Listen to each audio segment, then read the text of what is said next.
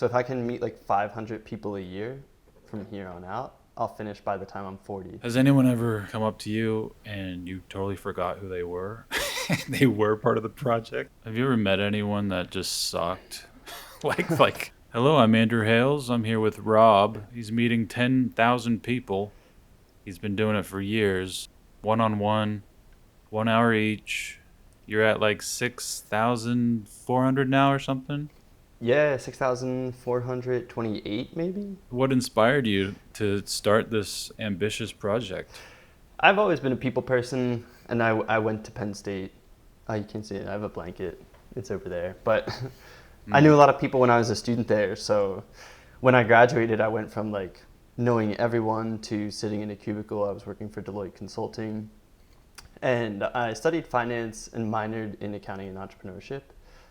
And I was really interested in the entrepreneurship thing, but I was like, I'm going to have student loans, so I'll get a safe, secure, well-paying job. And that's how I ended at Deloitte Consulting. And you're just sitting in a cubicle 12 hours a day. And I went from like so much genuine connection with people on campus at school, because Penn State, it's like a college town, there's 40,000 students. And then I went into a place where the only time you could connect with people is if there was some type of agenda. Like it Mm. had to be for networking or dating or whatever it might be. And when I look back at my college experience, I was like, the biggest value of this experience was not the degree that I got out of the classes, it was the people that I met. So why would I stop that act just because college stopped? And I'm very interested to chat with you because we've both seen the evolution of like YouTube and social media over the last decade. Yeah. And I feel like I started this project in November of 2015. And I've been telling people, I feel like that was the time around when Instagram went from a picture filter app to a platform where people were starting to document lifestyles and stuff. And I Yeah. just knew that I loved meeting people. And I was like, how could I do this as a job? What would that look like? And I was like, if I meet 10,000 people, it's got to work somehow. So I'd left Deloitte at that point and went to a tech startup in Philly, and I moved from my parents into the city for that job.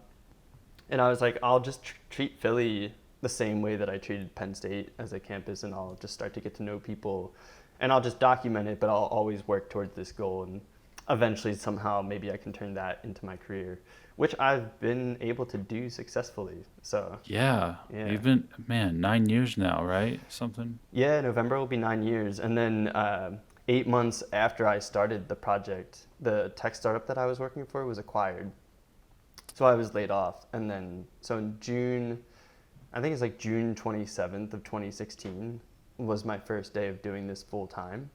And I haven't worked for anyone since. And it was a long journey. Now I do speaking engagements, which is how I make money. But yeah, Okay.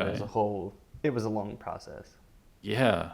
Yeah. Talk about commitment, man. Did you ever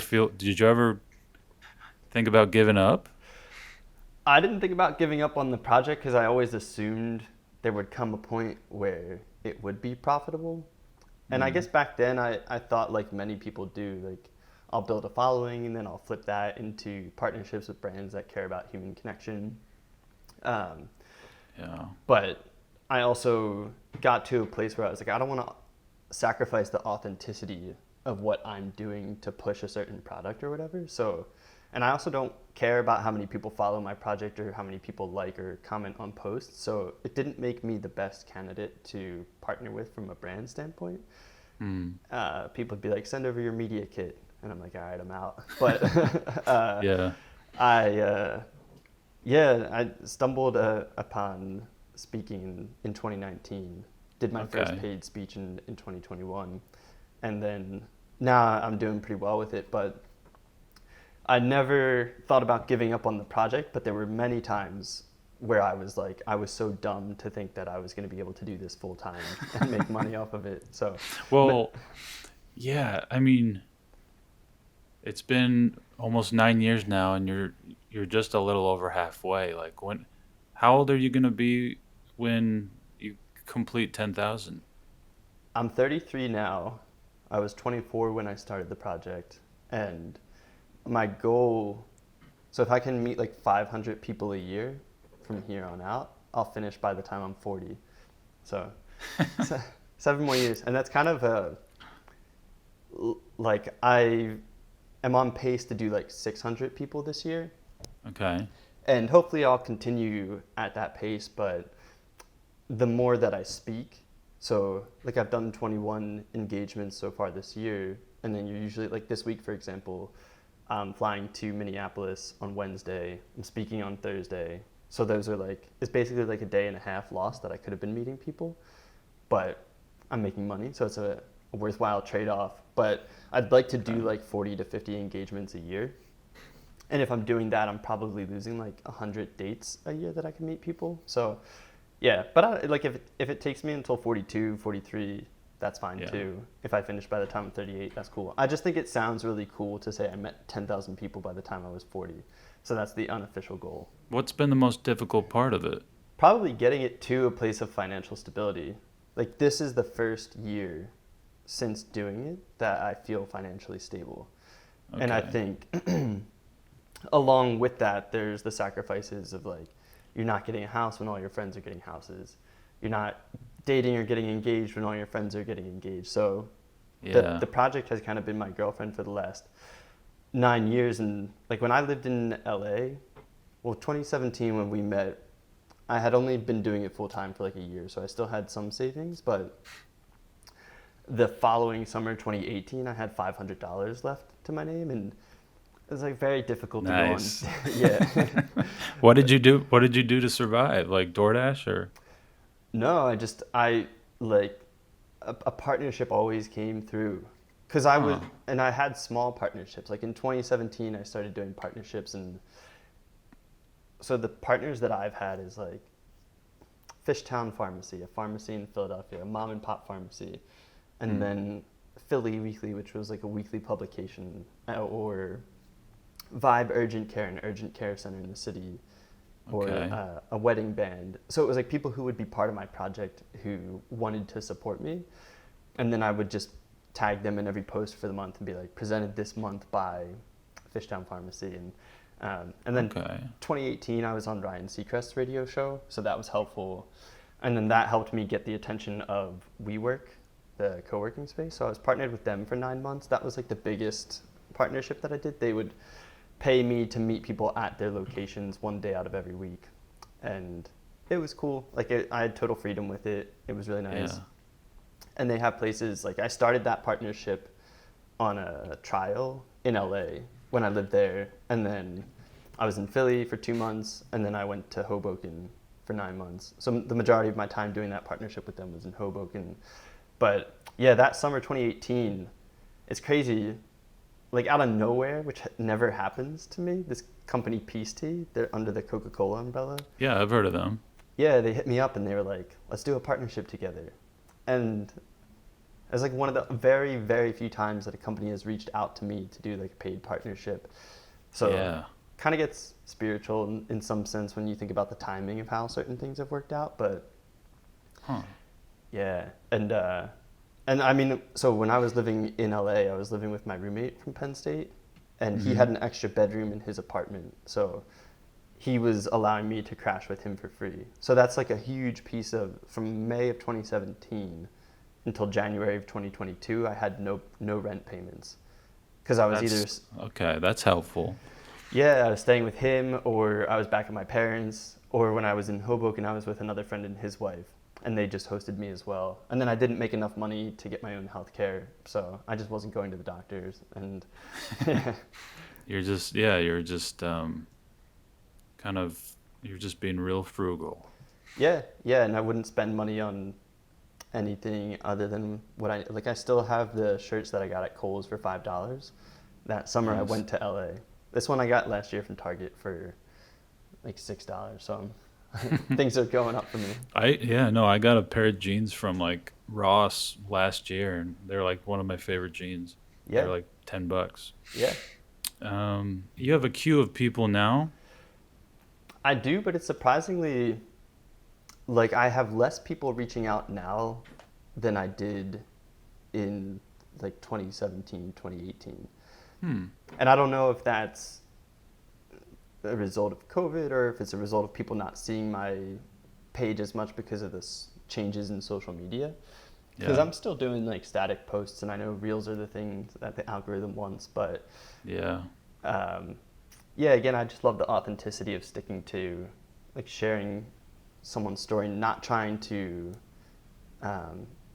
not trying to make it like crazy in any way. Sensational, Yeah, right? exactly. That's the word I'm looking for. But I do have people like now I'll go a couple months of people reaching out and scheduling them on the calendar. And when I speak every time, I'll get people who want to meet.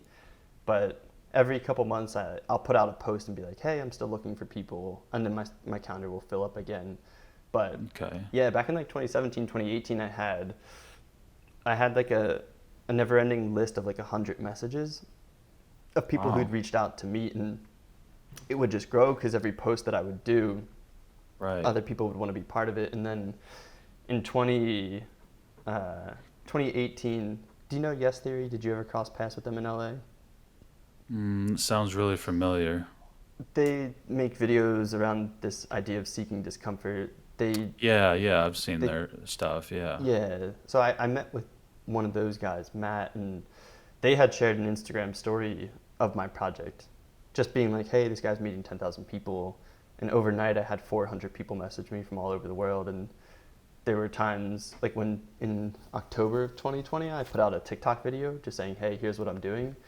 If you want to be part of it, hit me up. And I had 1,000 people message me in 24 hours. So I still have Okay. messages that I haven't gotten back to in like Okay. 5 years, but now I'll message those people back and they'll be like, who are you? Why are you messaging me? Okay. Yeah.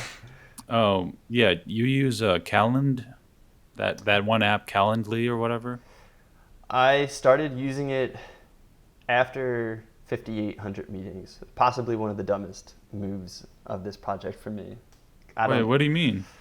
I never used it because Oh, I okay. always would send people, I would take pictures of my Google Calendar of times that I had open slots and I would send it to people.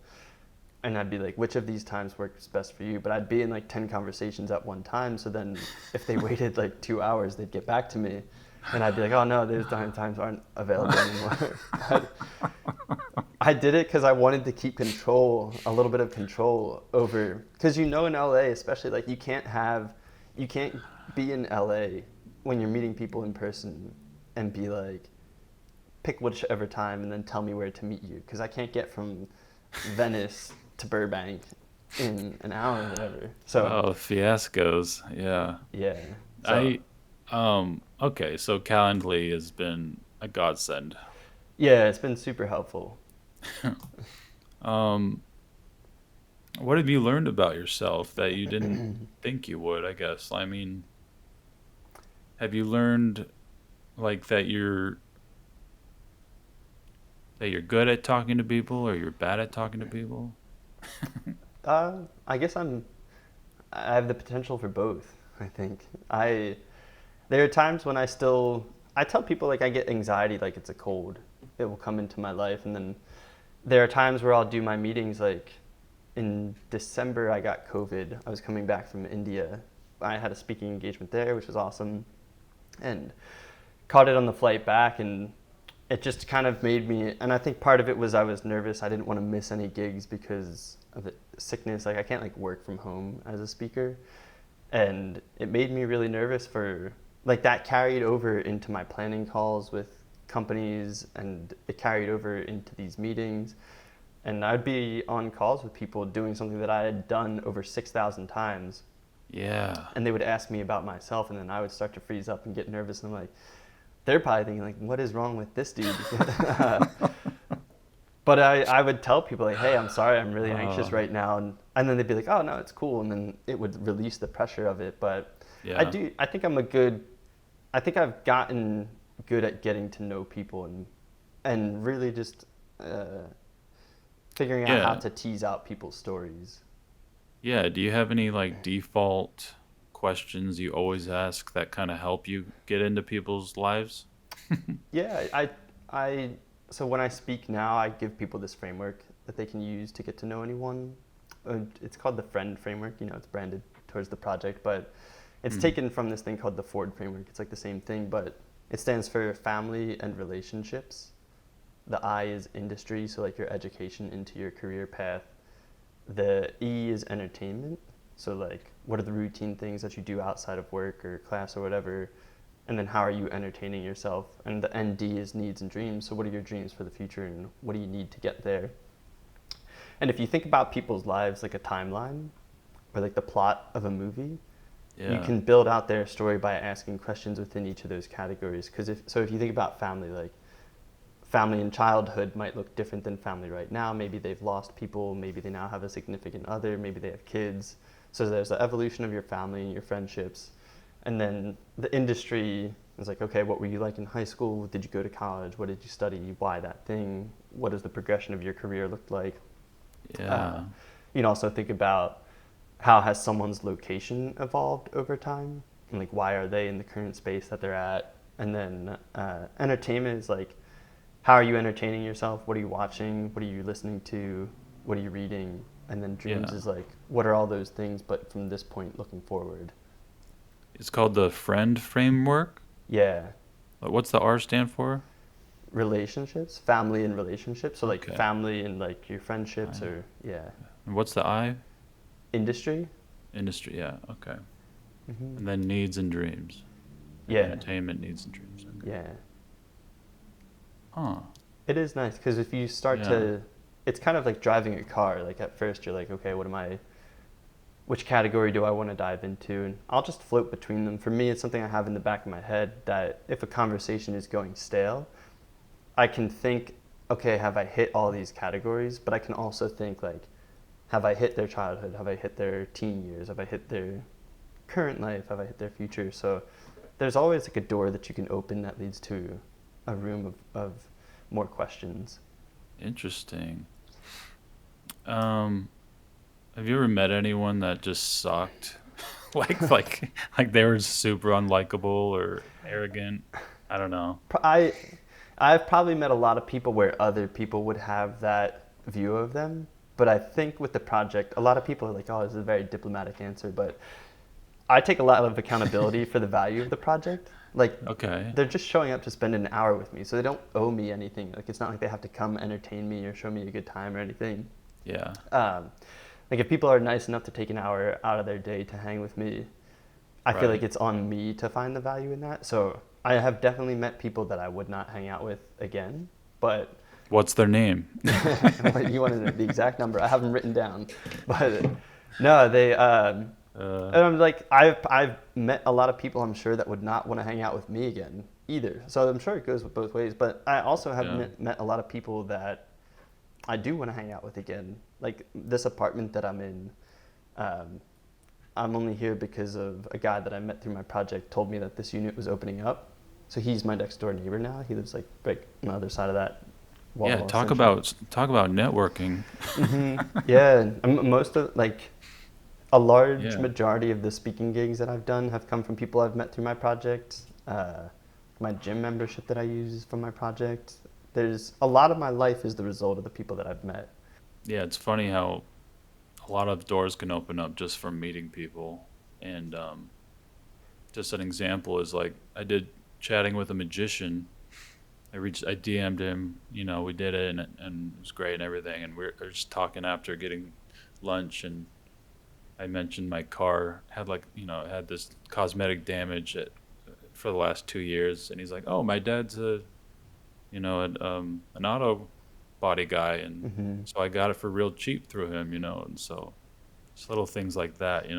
Yeah, and it's great because you didn't meet him to have his dad work on your car, right? Right? Yeah. And it's just a byproduct. That's because so again we met in 2017, and you were Hmm. doing this series back then.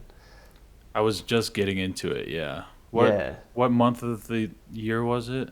Uh, Let me see. I I had think it it. was. I want to say it was February. I was like just getting into them. So you and I met June 23rd, 2017. You Okay. were number 1091. Yeah. Uh, I'm in the first 2000. yeah. So but I'm sure you have a lot of Yeah. stories and offshoots from your time of doing it too. Yeah. I mean, by that point, I'd only put out 15 or 20 Now I'm up to like 150 or 200 now. Nice. Like it's definitely not as much as you've done. So right now you're averaging two a day. Yeah, about that, I guess. And it's Man, like I try to schedule 4 people a day if I'm not traveling. But today, for example, one person canceled yesterday because she was like, life's busy right now and I'll reschedule for a different time. And then my first meeting of the day, like I was there 8 a.m. with my coffee, ready to chat with her. And hmm, she mixed up the time zone, so didn't show up. And so that stuff happens. And like I think if I didn't have last minute cancellations or reschedulings or whatever, I'd probably be over 7,500 people through the project at this interesting. point. Wow. Yeah. Are you on YouTube now? No, just Instagram. Still just Instagram? Yeah, I've thought Okay. like I've had a lot of people. That's part of the interesting part of the entrepreneurial journey of it is like, where do you put your time? Where's the best place to put it? And Yeah. actually, there was when we got like the stimulus checks in the pandemic. I almost bought a $700 like YouTube videography course. I was starting to pay attention to like Wow. I didn't do it. I didn't do it though. But I was starting to pay attention to like Peter McKinnon and like Yes Theory Okay. I'd put up there because I was like, I have all these really cool moments with people in my project. Like once we get back to being able to hang out in person, it'd be cool to capture it and put it out there. Mm-hmm. But and then speaking kind of like came onto the radar more so, and it was like, oh, okay, like I can do well in this place, and let me direct my attention there, and let me put my money into getting a website and getting a demo reel. And like I just saw the highest ROI on time being put into speaking.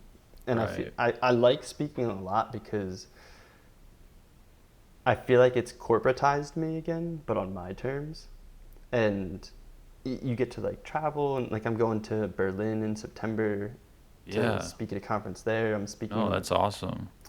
yeah, and speaking on a cruise in October for 6 days, so that'll be really cool. And I'm speaking at Lambeau Field in next month at like a little Nice. conference room there, not to the whole stadium, but I Nice. really enjoy it. And it's like, if an algorithm changes now, it's not going to affect the stability of what I do. And I find a lot of security in that. Yeah. I can cut this out. I'm just really curious. Yeah. How much can you make doing that? Like, what's your rate?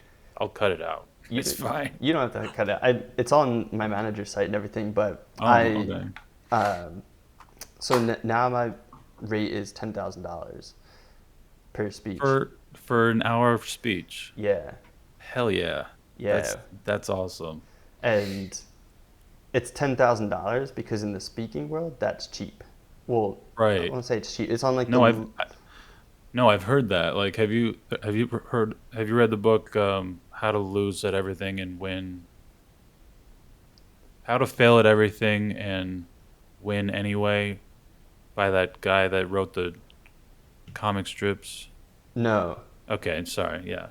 But yeah, he talks about how when he started to do speaking stuff, he just threw out an outrageous number just to mess with them, and they agreed to it, and he was surprised. And but yeah, Yeah. I mean, so I will say like the good speakers who are people that are well known in the speaking world, like that a conference knows if they are going to book them, they're going to do a good job, and they speak to like 1,000 people.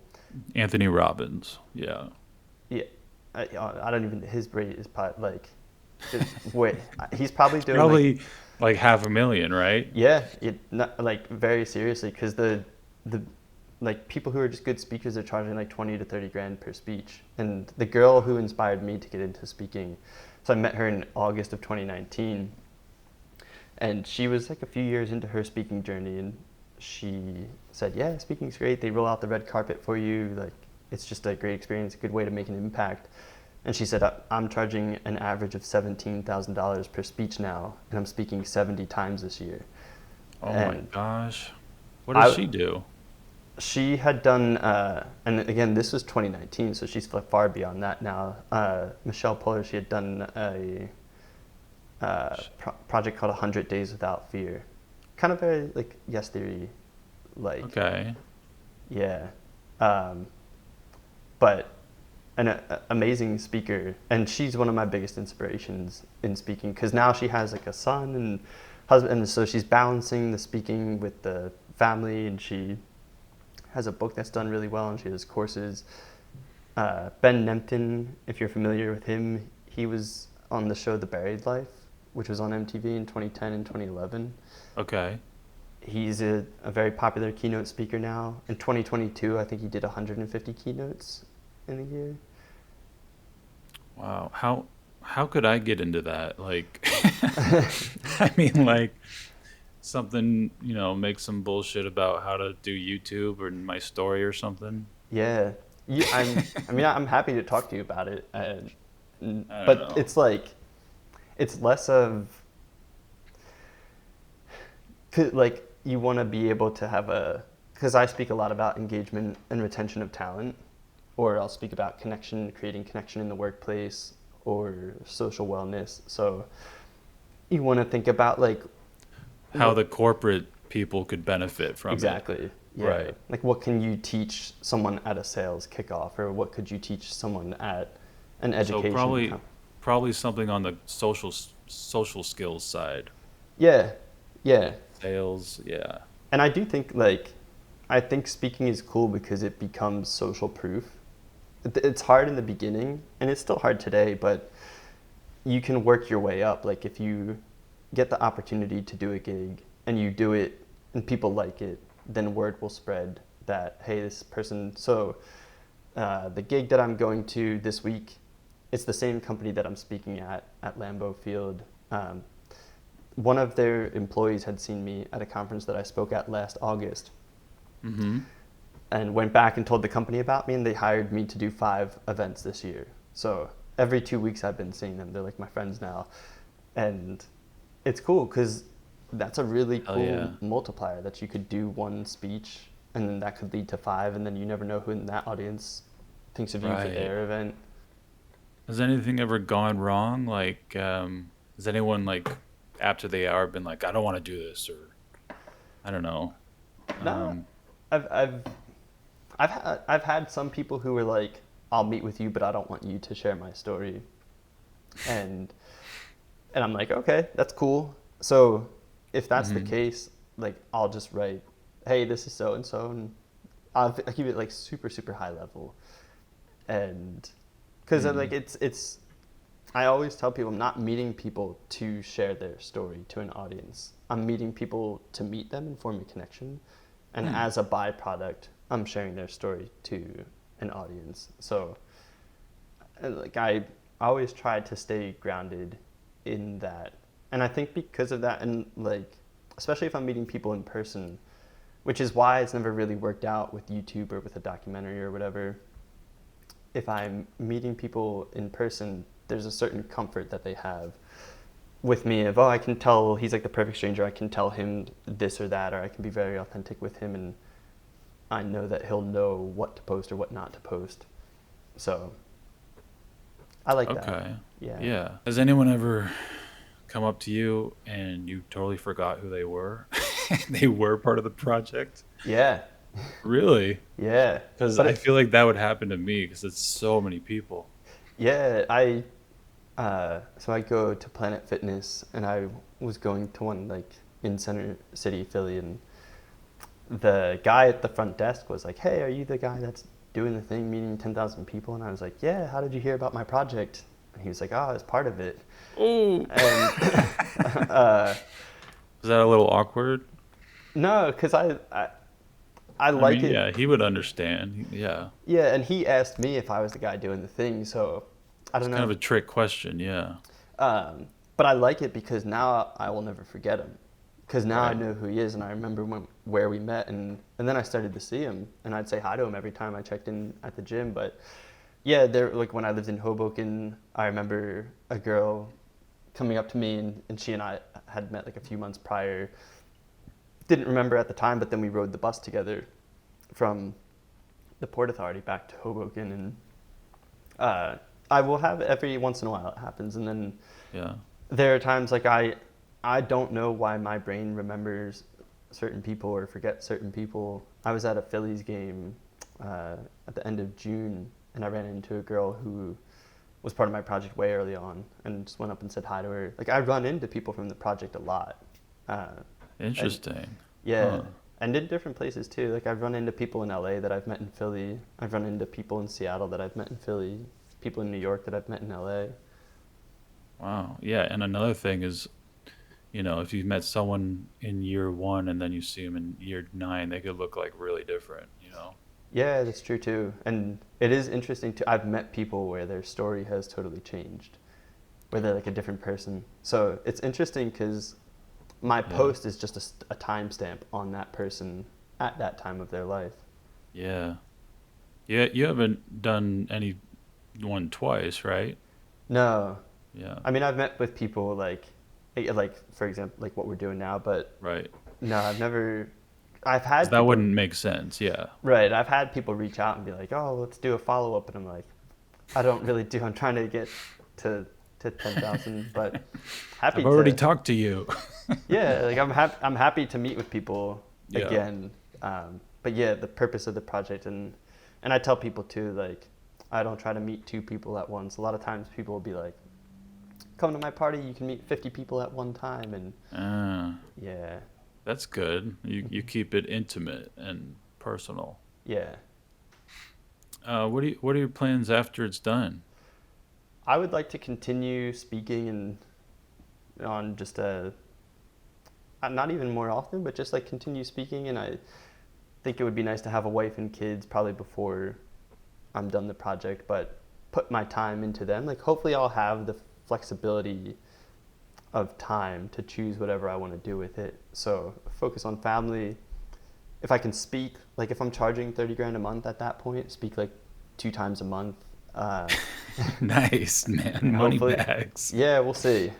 And And they pay you to fly you out and they house you, right? yeah, Right? yeah, Yeah, that's the uh, life, man. I gotta get yeah. into speaking. And then I think it'd be cool to be a professor at a university and teach a course for first year students where they pair off one on one every class period.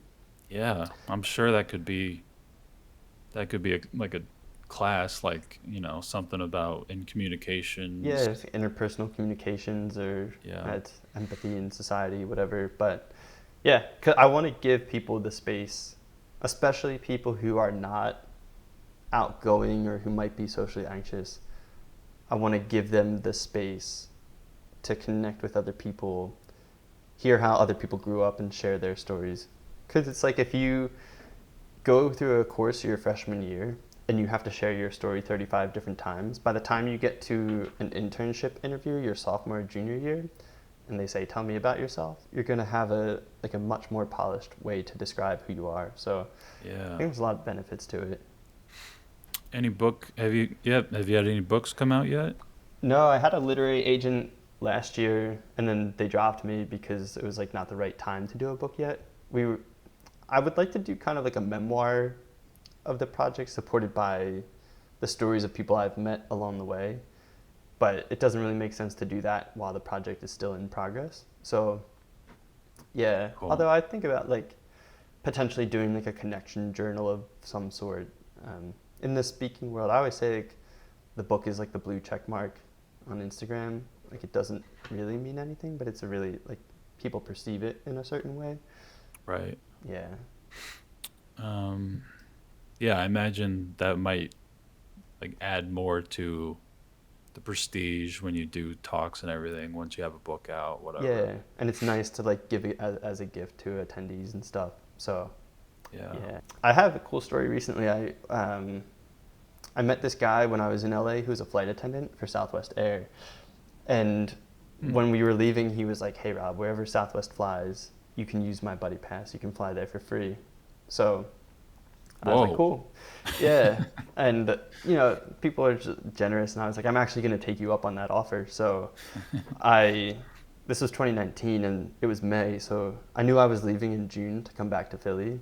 So I Hmm. flew to Maui 3 weeks later, and I just booked the cheapest hostel that I could find, and I met this couple. Well, they weren't a couple at the time. They were just these two friends that were traveling together that night that I got there. And they were like, oh, we're dropping these people off at this canyon if you want to come travel with us tomorrow. So me and another guy from my room, we both traveled with them the whole next day. Mm-hmm. And then they went off to finish their travels elsewhere, and I stayed at that hostel for like a couple more days. And the other guy and I were like, oh, are you guys a couple? And they're like, no, we're just friends. And then last year we saw that they had gotten engaged. So we both had commented on their post like, oh, congrats, we knew this was coming. And then in November, they texted me and they were like, hey, Rob, I don't know if you know, but we got engaged. And I was like, yeah, that's great, congrats. And they're like, we wanted to know if you would officiate the wedding. I was Wow. like, yeah, I'd be honored to. So That's awesome. I think it was 3 weekends ago, they flew me out to Sacramento, and I married them in Sacramento. It was 114 degrees. It was an outdoor wedding. It was very hot. Man. Yeah. Yeah, officiating a wedding, you just have to get like some certificate offline or something. Yeah. You like enter your name and email, and they send you the certificate. Nice. Yeah. When you ever get burned out, like you have some coming up and you're like, oh, I can't do this. I don't want to do this. Or you ever have moments like that? Surprisingly not. Like I get more burnt out by the cancellations and the last, like the reschedulings.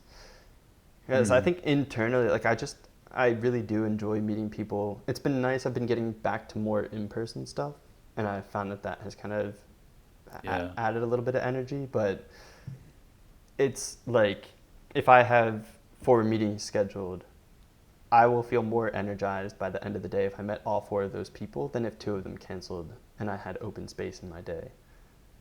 So I think I'm not a very animated, like center of attention person, but I'm extremely extroverted in the sense that I get energy from being around people. And do you have any other aspirations for other than this project and speaking, like any startup ideas yourself?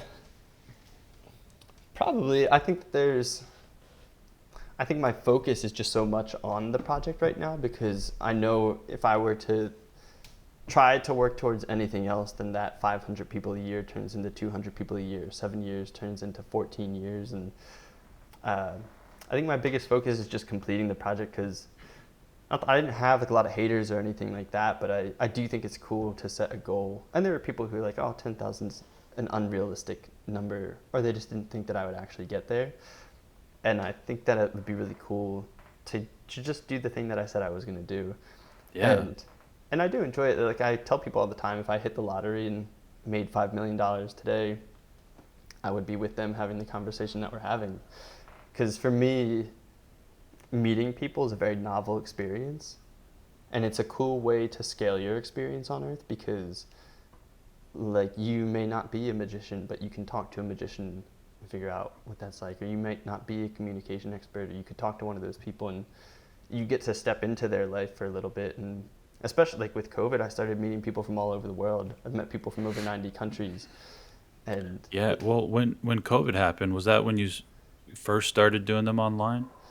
yeah, I didn't do any virtual talks until COVID hit. And Okay. yeah, that opened the floodgates. And then it was like 100% virtual for a time period there. And yeah, and then I've just tried to like push it back to in person, while maintaining some of the virtual stuff. Cool. Yeah. What's been the most like? What's the most viral post you have? Do you know off the top of your head? That is a good question. I don't know. It probably is with Zach or Drew, just because of their reach. Mm-hmm. And then like the videos that I put on TikTok were not posts they weren't meeting posts, but they each had like over 150,000 views. I basically put out the same video like twice, and it performed the same both times. Definitely missed the mark. I feel like I could have taken advantage of TikTok more, but No, it's yeah. not too late. Yeah, but I don't feel like back then it was like, oh, everything was new and everyone was excited and everything was taking off, and I just don't have the energy, I think, to try to create a social media strategy. And I Yeah. think again, like I have a contentment around the fact that I'm stable now financially and that I'm getting to meet people. So I like growing a lot on social media wouldn't really serve my project in any crazy way. It'd make it easier to meet people, but I Mm. think there's also somewhat of an advantage to going slow too, and to not be too big. Yeah, definitely. There's definitely pros and cons to clout. Sure. Yeah, and it's I don't know. I feel like these days too, it's like the faster you rise, the quicker you fall, Yeah. and I'm More like, more money, more views, more problems. I don't know. yeah, and like I'm just like a little Thomas the Train Engine, like just kind of chugging along. What do you like to do for fun? I'm tight. Like I'm really tight with my friends from Penn State. They are all married now and have kids. So like this past weekend, I was at my friend's twin daughter's first yeah their first birthday party, Okay. and it's cool. My parents live like an hour from me. My sister lives 5 minutes from them. My sister has two sons that are 4 and 2.5, and she has a baby due in August. So seeing them, and then my brother lives in New York City, so I'll go up to visit him every once in a while. It's funny. So if you remember, Karen told you about my project. Yeah, Timmerman. Yeah. So she and her husband Eddie are like best friends with my brother and his wife, and they're good friends of Okay. mine. And I only met Karen through this project, and Hmm. I'll be in New York City this weekend. I wouldn't be surprised if I see her and her husband. I usually see him every time I go up. Nice. Actually, before, because I don't know if you know her husband or ever met him. I never met him, but yeah, I haven't seen Karen in 10 years though, too. So, Yeah, yeah, yeah. she's doing well. So her husband's from Albania, and we had all had a trip booked to go to Albania in Hmm. July of 2020, and then it got canceled because of COVID and stuff. But Oh, yeah, still tight with her, which is cool. She's a fun person to be around. yeah. Yeah, we had a lot of fun times in high school. Yeah, is that so? You went to high school together? Yeah. I was in Connecticut for my sophomore and junior year of high school, and Okay, I was in marching band, and she was one of the color girl, one of the girls that waves color the flag guard. around, something like, yeah, Okay, something like that. nice. So yeah, there's some fun times. What's your favorite book? I like Shoe Dog by Phil Knight. I've read a little bit of that. Yeah. Yeah, it's good. I like biographies, unsurprisingly, with my project, but like Shoe Dog, Authentic is very similar. It's the founder of Vans and how he built that company. There's a good book called, Wait, that one's called just Authentic? yeah, Okay. yeah. Um, Man, what's the other one called? I don't know if I have it. Um, I forget what this. Well, there's another one about 11 Madison Park and how it became the #1 restaurant.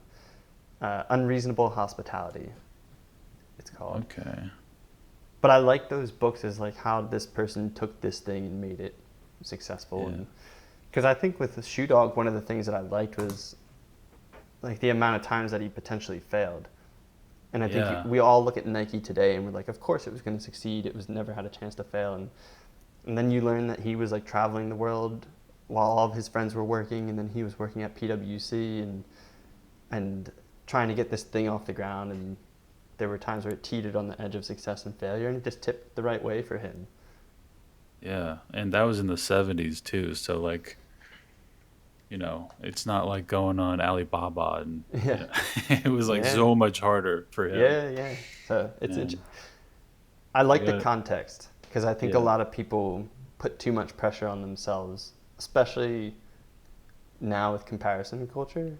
Like everyone Mm. thinks that everyone else is doing so much better than them, and I just Yes. don't think that's the case. I think a lot of times a lot of people are struggling, and that's why with my project, like when I was on Drew Scott's podcast with his wife, and I think I was 30 years old at the time, and this was kind of like in COVID times. I think it was like 2021, And I was like, I'm calling in from my childhood bedroom now because I can't afford to move out of my parents' place. And that's the reality of my situation. And I was like, it doesn't mean that I'm not smart or that I'm not skilled in any way, but that was the sacrifice that I had to make to be able to focus on my project. And I'm like, I don't want other people thinking that I'm crushing it and like Yeah. that they shouldn't have to make the same sacrifices. And I think if other people see that and they're like, oh, I have to move back in, it sets a good bar for them.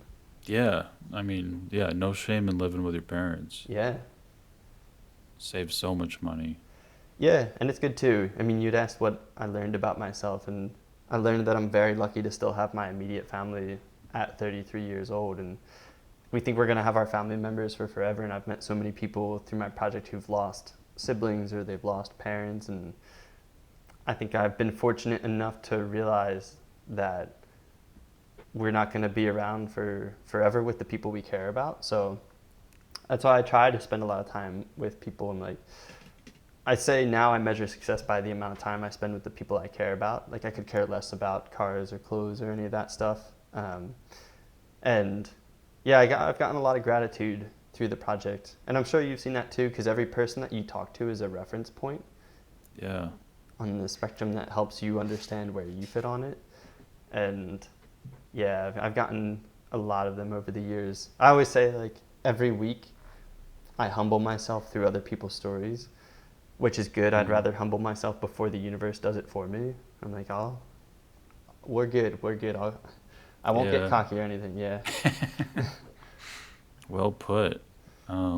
Yeah, sign up. You want me to tell everyone to hit Yeah, you listen, up? I've got time. Yeah, I'm looking for people to meet. All right.